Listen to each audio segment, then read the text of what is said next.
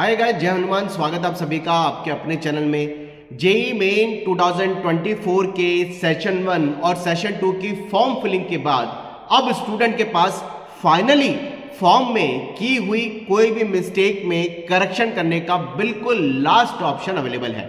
हालांकि अभी correction window का टाइम जो 6 यानी आज और कल 7 मार्च तक का टाइम दिया गया था, वेबसाइट पर अभी तक करेक्शन का ऑप्शन ओपन नहीं हुआ। जहां तक जो मैं वीडियो अभी तक स्टिल बना रहा हूं तब तक तो वेबसाइट पर नहीं था। हो सकता है मेरे वीडियो के बाद ये वेबसाइट पे करेक्शन करने का ऑप्शन अवेलेबल हो जाए। लेकिन आज मैंने अपने इस वीडियो का जो एक टाइटल रखा है कि अगर जोसा या सीसेप काउंसलिंग में आपको जोसा काउंसलिंग में आईआईटी एनआईटी का या IIIT का अलॉटमेंट हो भी जाता है और आपकी की हुई छोटी सी मिस्टेक से आपकी जो अलॉटेड आईआईटी एनआईटी की सीट कैंसिल है वो क्यों हो सकती है, और अभी से ये चीज समझना बहुत ज्यादा क्यों जरूरी है कि अगर हमें सीट भी मिली और हमने छोटी सी कोई मिस्टेक कर दी तो वो हमारी कैटेगरी के कारण हमारा अलॉटमेंट कैंसिल हो जाएगा और कैटेगरी को चेंज करने का फाइनल सबमिट करने का टाइम आपको कल यानी 7 मार्च तक का दिया गया है। हालांकि करेक्शन विंडो में आपको कुछ और ऑप्शन में भी करेक्ट करने का मौका दिया गया है, जिसमें स्टेट ऑफ एलिजिबिलिटी है, मीडियम ऑफ एग्जामिनेशन है, कोर्स है। अगर आप सिटी चेंज करना चाहते हैं जो आपने स्टेट भरा हुआ है, क्योंकि प्रेजेंट परमानेंट एड्रेस में चेंजेस अभी भी एक्सेप्टेबल नहीं है यानी नहीं हो सकता, तो आपने जो पहले स्टेट चूज कर रखा है उसमें आप अपनी सिटी को चेंज कर सकते हैं। बीटेक के लिए भरा है, बीआर का फीस एक्स्ट्रा पे करके आप एग्जाम के लिए अप्लाई कर सकते हैं। और स्टेट ऑफ एलिजिबिलिटी के साथ आप चाहें तो क्वालिफिकेशन 10th और 12th में भी चेंजेस आप कर सकते हैं। लेकिन सबसे इंपॉर्टेंट है, ये सब तो सेकेंडरी हो गया क्योंकि इसमें कोई भी फेरबदल आप कर सकते हैं, लेकिन इसमें भी कई बार बच्चों ने मोस्टली बच्चे अप्लाई कर चुके हैं, वो सही होता है। लेकिन अभी मेरे पास इतने सारे बच्चों ने कल से और पिछले कुछ दिनों से अप्रोच किया है कि सर हमारी कैटेगरी ओबीसी है, सर हमारी कैटेगरी ईडब्ल्यूएस है, सर हम ईडब्ल्यूएस और ओबीसी या एससी एसटी या ओबीसी ईडब्ल्यूएस का खासकर 1 अप्रैल के बाद का सर्टिफिकेट बना पाएंगे नहीं बना पाएंगे, हमें अभी भी कंफ्यूजन है। मैंने आपको पिछले 4 महीने से मैं आपको एक बात समझा रहा हूं। जब मैंने सितंबर से ये फॉर्म फिलिंग का प्रोसेस चालू हुआ, सितंबर से लेकर के फरवरी 4 से 5 महीने का टाइम गवर्नमेंट ने अब आपको फाइनली सोचने के लिए दे दिया है कि अगर आपकी कैटेगरी आप फॉर्म में गलत भरते हैं तो इसकी जिम्मेदारी आपकी है। ये बात मैंने पहले भी बोली थी जब फॉर्म का एप्लीकेशन का ऑप्शन खुल रहा था, उसके बाद में करेक्शन विंडो दिसंबर में खुली, उसके बाद में सेशन 2 का फॉर्म खुला, फिर अब करेक्शन विंडो खुल रही है। ये आपको बिल्कुल स्ट्रेट फॉरवर्ड अब समझ के खुद के ही रिस्क पे भरना है कि अगर आप ओबीसी और ईडब्ल्यूएस के हैं, आप 1 अप्रैल 2024 के बाद का डॉक्यूमेंट कैटेगरी वाइज अगर ओबीसी ईडब्ल्यूएस का, खासकर क्योंकि एससी एसटी का परमानेंट होता है वो पहले का सर्टिफिकेट चलता है, लेकिन ओबीसी ईडब्ल्यूएस का 1 अप्रैल 2024 का बाद का डॉक्यूमेंट ही लगेगा। अगर आप ये डॉक्यूमेंट दे सकते हो तो ही आप फॉर्म में कैटेगरी सही कर लो। अगर गलत भर रखी है, पहले अगर आपने ओपन भर रखी है लेकिन आपको कॉन्फिडेंस है कि आप सर्टिफिकेट दे सकते हैं, तो कैटेगरी चेंज करने का ये लास्ट ऑप्शन है। कई बच्चों को ये भी कंफ्यूजन है कि यार ये तो हम सेशन 2 में चेंज कर रहे हैं, क्या हमारा सेशन 1 का भी इससे चेंज हो जाएगा? बिल्कुल हो जाएगा। आपका एप्लीकेशन नंबर सेम है, इसलिए आपका एप्लीकेशन नंबर सेम होने के कारण जनवरी और अप्रैल का फॉर्म एक ही है। इसमें जो अभी आप कैटेगरी आप फाइनली चूज करोगे यही कैटेगरी आपकी आगे एडवांस के एग्जाम में भी रिफ्लेक्ट होगी। इवन तक एडवांस में भी कैटेगरी चेंज करने का ऑप्शन बेनिफिशियरी कैटेगरी से नॉन बेनिफिशियरी के लिए नहीं आता है। Non beneficiary category, non beneficiary मतलब होता है जनरल। जनरल से कोई बच्चा ओबीसी ईडब्ल्यूएस करना चाहेगा एडवांस के फॉर्म में, वो नहीं हो पाएगा। वो जनवरी या अप्रैल के जेई मेन की एप्लीकेशन से ही आगे कैटेगरी रिफ्लेक्ट होगी और कैटेगरी से ही जो बच्चे कट ऑफ में क्वालिफाई होंगे, क्योंकि कैटेगरी से अलग क्वालिफाई कट ऑफ निकलती है और ओपन की कट ऑफ अलग निकलती है, तो आपको ये बहुत ज्यादा अब सोच के ही अपने फॉर्म को करना है। क्योंकि मेरे पास इतने सारे बच्चों ने अभी भी अप्रोच किया पिछले 4 से 5 दिन में, जब से पता चला करेक्शन आ रहा है, पहले भी अप्रोच किया।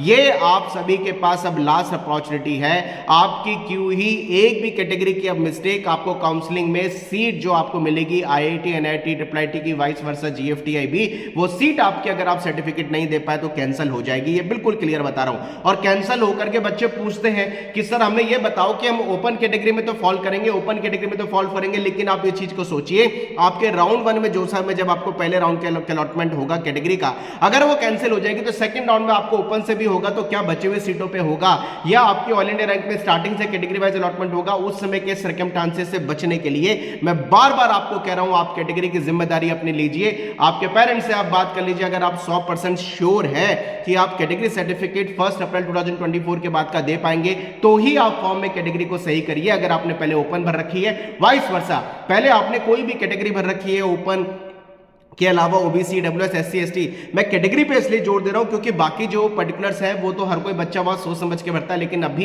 कैटेगरी को लेकर के बहुत सारे बच्चों में कंफ्यूजन है। देखिए मैं आपको पहले बोलता हूं कि अगर आपको ये डाउट है कि आप कैटेगरी सर्टिफिकेट नहीं दे पाएंगे और आपने पहले ओबीसी, ईडब्ल्यूएस या एससी, एसटी भर रखा है, व्हाटएवर जो भी है, अगर आप सर्टिफिकेट नहीं दे पाएंगे तो आप उसको सेकंड सेशन के करेक्शन में ओपन कर दीजिएगा, क्योंकि जनवरी जेईई मेन का जो रिजल्ट आया था वो केवल परसेंटाइल फॉर्मेट में आया था, लेकिन अब जो रिजल्ट जेईई मेन का आएगा उसमें आपकी ऑल इंडिया रैंक आएगी और ऑल इंडिया रैंक में जो कैटेगरी आपने भर रखी है उसी पे आपकी ऑल इंडिया रैंक आएगी। अगर आप कैटेगरी पर्टिकुलर नॉन बेनिफिशियरी या बेनिफिशियरी कैटेगरी जो भर रहे हैं, जिसको जनरल या ओबीसी, डब्ल्यूएस, एससी, एसटी बोला जाता है, इसी के बेसिस पर आपकी रैंक अब आएगी। कैटेगरी में अगर आप बिलोंग करते हैं तो आपकी 2 रैंक आएगी, ओपन और कैटेगरी। और अगर आप कैटेगरी से क्वालिफाई हैं और ओपन से क्वालिफाई नहीं है और बाद में आप सर्टिफिकेट नहीं दे पाते तो आपकी एलिजिबिलिटी कैंसिल हो जाएगी। और बिल्कुल क्लियर बता रहा हूं मैं आपको कि आप काउंसलिंग के टाइम में किसी भी तरह का रिस्क लेने से बचें और उस सोच करके कि यार बाद में हम कैटेगरी सर्टिफिकेट नहीं दे पाएंगे तो हमें ओपन में काउंट गवर्नमेंट कर लेगी। भाई मेरे, ओपन में काउंट तो गवर्नमेंट करती है, लेकिन जब तक आपका पहले राउंड का अलॉटमेंट कैंसिल नहीं होगा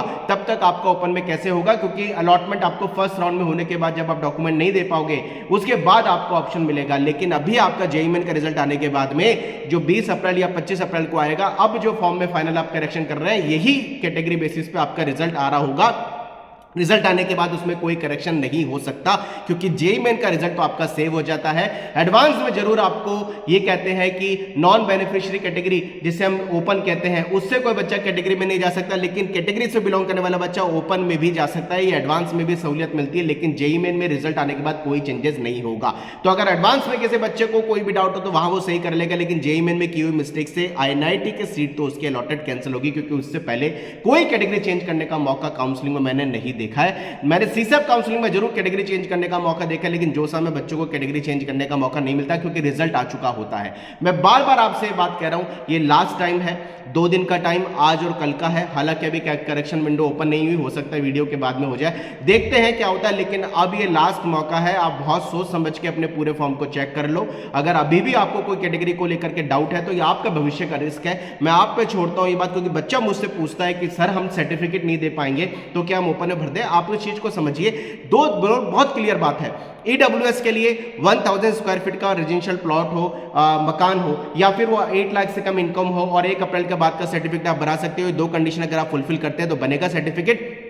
इसमें मन में कोई दुविधा या संशय नहीं होता, क्योंकि वो गवर्नमेंट की लीगल अथॉरिटीज का काम है कि आपका सर्टिफिकेट बनाया जाए। लेकिन बच्चा हमसे पूछता है कि सर सर्टिफिकेट बनेगा ही नहीं बनेगा, तो आप लीगल पहले 4 महीने आपको गवर्नमेंट ने दे दिए थे कंफर्म करने के लिए। अगर आप कंफर्म है तो आप कैटेगरी भरिए, लेकिन अगर आप कंफर्म नहीं है तो मेरा सजेशन ये है कि आपका रिस्क है, फिर आप बहुत सोच समझ के काम करिए, फिर कैटेगरी मत भरिए। अगर आपको रिस्क है, आपको डाउट लगता है, क्योंकि काउंसलिंग के टाइम में आपकी सीटें फिर कैंसिल होंगी, वो आगे के राउंड के अलॉटमेंट बनेंगे, लेकिन वो सब सर्कमस्टेंसेस है। तो आप श्योरिटी हो कि आप कैटेगरी से बिलोंग कर रहे हैं, सर्टिफिकेट दे सकते हैं 1 अप्रैल 2024 के बाद का ओबीसी डब्ल्यूएस का खासकर, तो आप सर्टिफिकेट में कैटेगरी फॉर्म में कैटेगरी आप चेंज कर लो। लेकिन अगर आपको कोई भी डाउट है तो भविष्य आपका है, डिसीजन आपका है, आपको लेना है, क्योंकि 4 से 5 महीने हर बच्चे को दिए गए हैं। लेकिन मेरा फिर भी सजेशन है कि कंफर्मेशन होने के बाद ही कैटेगरी भरी जाए। और कोई भी डिलेमा है या कोई भी डायरी सिचुएशन है जिसमें आप क्लैरिटी पे नहीं है कि सर्टिफिकेट काउंसलिंग के टाइम में दे पाएंगे तो पहले बहुत सोच समझ के अपना डिसीजन लीजिए, क्योंकि काउंसलिंग के टाइम में अलॉटमेंट कैंसिल होगा, चाहे वो आईआईटी का अलॉटमेंट हो, चाहे वो एनआईटी का अलॉटमेंट हो, क्योंकि एनआईटी में रिजल्ट आने के बाद कोई फेरबदल नहीं होगा, जो कि अब फाइनल जो आपकी कैटेगरी भरी जा रही है इसी पे आपका रिजल्ट आएगा 20 या 25 अप्रैल को। बस मुझे यही सजेशन देना था। करेक्शन विंडो ओपन हो जाएगी, जैसी ओपन होती है आप तक इन्फॉर्मेशन पहुंच जाएगी। आराम से अपने पूरे फॉर्म को एक बार लास्ट चेक कर लीजिए, क्योंकि इसमें अब 7 के बाद में कोई करेक्शन का मौका नहीं देगी। गवर्नमेंट बहुत क्लियर है और गवर्नमेंट ने हर बार बच्चों को सोचने का मौका दिया, लेकिन बच्चा अपने करियर के लिए नहीं सोच पा रहा, तो ये स्टूडेंट के पॉइंट ऑफ व्यू से उसका रिस्क है। विश ऑल द बेस्ट, मेहनत करते रहिए। जय हनुमान। मिलते रहेंगे करियर अपडेट के साथ। ध्यान रखिए, फॉर्म को सही चेक कर लीजिए। जो भी डाउट है कमेंट बॉक्स में लिखो, मैं पूरी हेल्प करूंगा। Wish all the best. जय हनुमान।